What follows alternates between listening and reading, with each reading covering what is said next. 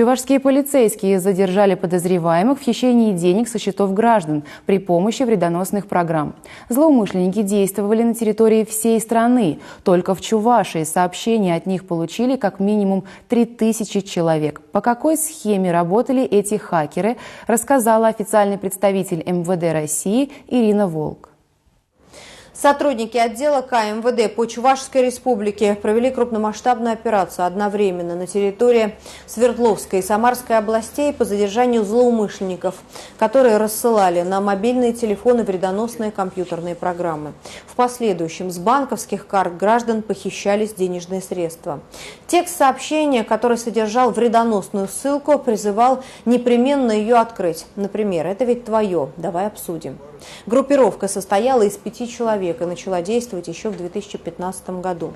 Ее предполагаемыми организаторами являлись жители Уфы 37 лет и 41 года. В этом же городе проживал и 21-летний технический специалист. Еще 2 исполнителей проживали и были задержаны оперативниками в Екатеринбурге и Самаре. Злоумышленники действовали от Дальнего Востока до Калининграда. Только в Чувашии сообщения от них получили как минимум 3000 человек. Возбуждено уголовное дело по признакам преступлений, предусмотренных частью 2 статьи 158 и частью 2 статьи 273 Уголовного кодекса Российской Федерации.